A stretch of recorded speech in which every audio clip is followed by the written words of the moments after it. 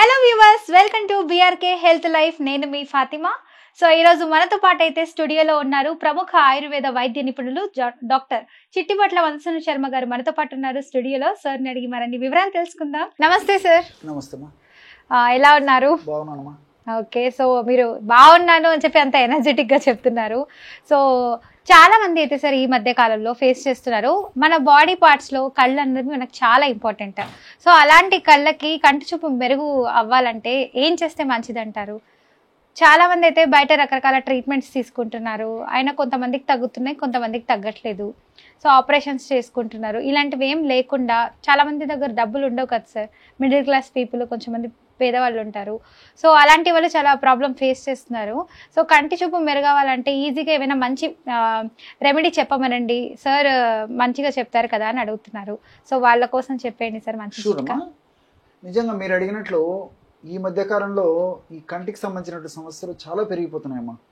పూర్వకాలం అయితే దేహధర్మాల రీత్యా, వయస్సు రీత్యా, ఆ శరీర ప్రకృతి రీత్యా వయస్సు వచ్చినటువంటి వాళ్ళలో కంటికి సంబంధించినటువంటి సమస్యలు రావడం సర్వసాధారణం అమ్మా. అంటే 50 సంవత్సరాలు ఇంచుమించు దాటినటువంటి వాళ్ళలో దేహధర్మాల్లో భాగంగా సర్వసాధారణంగా మిగతా అవయవాలతో పాటు కళ్ళు కూడా క్రమక్రమంగా మరి వాటి యొక్క శక్తి తగ్గిపోయేటువంటి పరిస్థితి ఏర్పడుతుంది. కాబట్టి కంటికి సంబంధించినటువంటి ఇబ్బందులు కలగడం సర్వసాధారణమా జనరల్ గా. కానీ ఈ రోజులలో మరి మన దురదృష్టం ఏంటంటే మా చిన్న పిల్లల నుంచే కంటి సమస్యలు మొదలవుతున్నాయి. సో దీనికి అనేక రకాల కారణాలు. దీనికి ఏంటంటే పోషకాహార లోపం ఒక రకమైన కారణం అయితే, రెండవది అంటే కొన్ని రకాలైనటువంటి విటమిన్స్ లోపం కొంతవరకు కారణం అయితే, వీటన్నిటికి తోడు ఈ కంటికి రెస్ట్ లేకుండా విపరీతంగా కంటికి పని చెప్పడం జరుగుతుందమ్మా. అవును సార్, చాలా మంది అయితే పిల్లలు కావచ్చు, పెద్దవాళ్ళు కావచ్చు, ఫోన్లకు ఎక్కువ అలవాటు పడిపోతున్నారు. కొంతమంది సాఫ్ట్వేర్ పని రీత్యా కాబట్టి సిస్టమ్స్ యూస్ చేస్తూ ఉంటారు.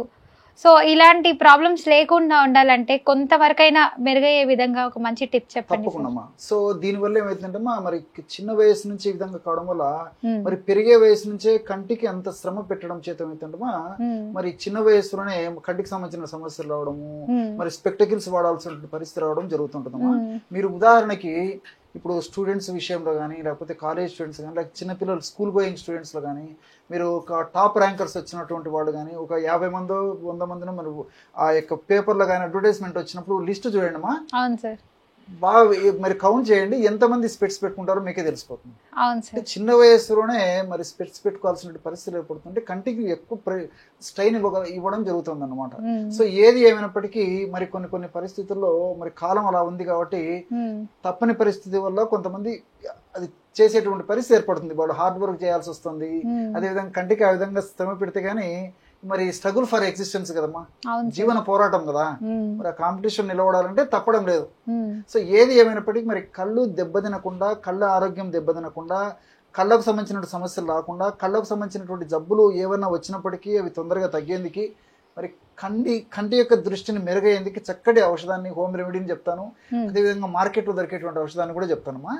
హోమ్ రెమెడీ ఎలాగంటేమా మీరు చెప్తే ఆశ్చర్యపోతారమ్మా, నిజంగా ఇంత ఔషధ గుణాలు ఉన్నాయని చెప్పేసి ఎంతో మంది వాడేసేసి చక్కటి ఫలితాన్ని పొందిన తర్వాత ఆ ఫీడ్బ్యాక్ వచ్చిన తర్వాతనే నేను మళ్ళీ మన ప్రేక్షకులకు ఇప్పుడు చెప్పబోతున్నానమ్మా. సో అది కేవలం 3 పదార్థాలు: బాదం పప్పు, సోంపు గింజలు, పటిక బెల్లం. బాదం, సోంపు గింజలు, పటిక బెల్లం. చిన్న పిల్లల నుంచి పెద్దల వరకు వాడుకోవచ్చమ్మా. అందరూ వాడుకోదగ్గ దివ్యమైనటువంటి కంటికి సంబంధించినటువంటి అనారోగ్యాన్ని దరి చేరకుండా ఉండేందుకు, అదేవిధంగా వచ్చినటువంటి కంటి జబ్బులను కూడా త్వరగా తగ్గించేందుకు, భవిష్యత్తులో ఇతర కంటి జబ్బులు రాకుండా ఉండేందుకు కూడా అద్భుతంగా పనిచేసేటువంటి రెమెడీ అమ్మా ఇది. కేవలం ఈ 3 పదార్థాలు.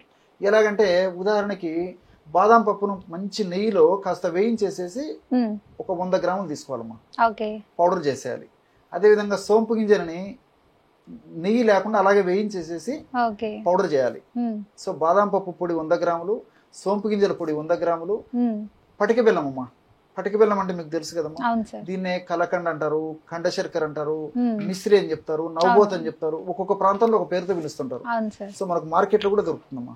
సో ఈ యొక్క పటిక బెల్లం పొడి ఒక 100 గ్రాములు అన్ని సమానంగా కలిపేసి ఒక గాజు సీసాలో నిల్వ ఉంచుకొని రోజు చిన్నపిల్లలైతే ఒక 1/2 టీ స్పూన్ అమ్మా. సో 20 సంవత్సరాలు దాటినటువంటి వాళ్ళందరూ కూడా 1 టీ స్పూను రాత్రి పూట 1 కప్పు గోరువెచ్చని పాలలో కలిపి తీసుకుంటున్నామా. ఓకే. పెద్దవాళ్ళందరూ ఇదే డోస్ తీసుకోవచ్చు. సో 1 టీ స్పూన్ మనం తయారు చేసి పెట్టుకున్నటువంటి పౌడర్ అయితే ఒక 100 ml గోరువెచ్చని పాలు, చిన్న పిల్లలు అయితే 1/2 టీ స్పూన్ చాలమ్మా.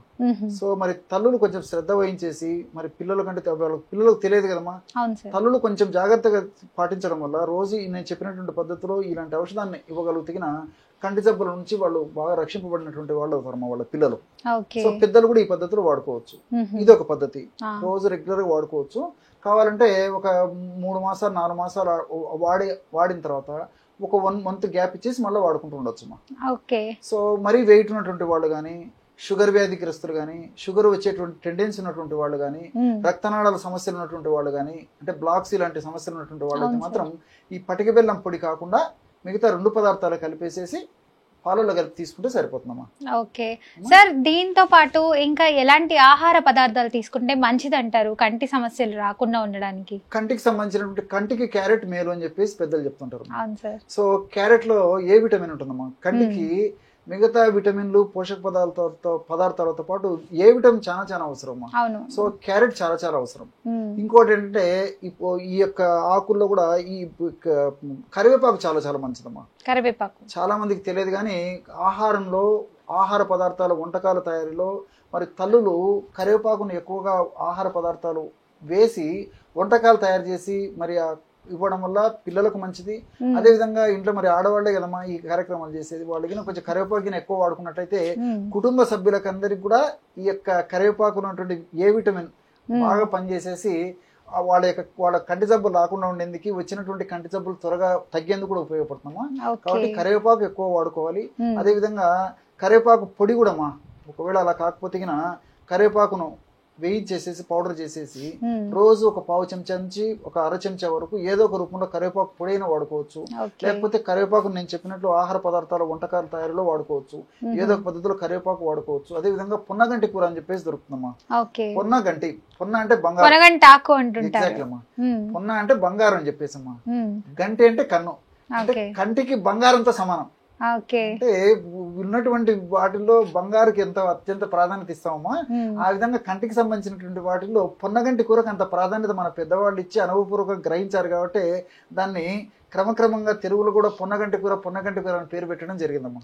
పొన్న అంటే బంగారు, గంటి అంటే కన్ను, కంటికి బంగారంతో సమానం అనమాట. అంటే అంత అద్భుతంగా పనిచేస్తుంది, కంటి జబ్బులు రాకుండా ఉంటాయి. కాబట్టి పొన్నగంటి కూరను కూడా తరచుగా వాడుకోవాలి. అదే విధంగా వీటితో పాటు ఇతర అనేక రకాలైన ఆకుకూరలు, తర్వాత అనేక రకాలైన ఇప్పుడు సహజ సిద్ధంగా దొరికేటువంటి కూరగాయలు, ఇవన్నీ కూడా చాలా చాలా మంచిదమ్మా.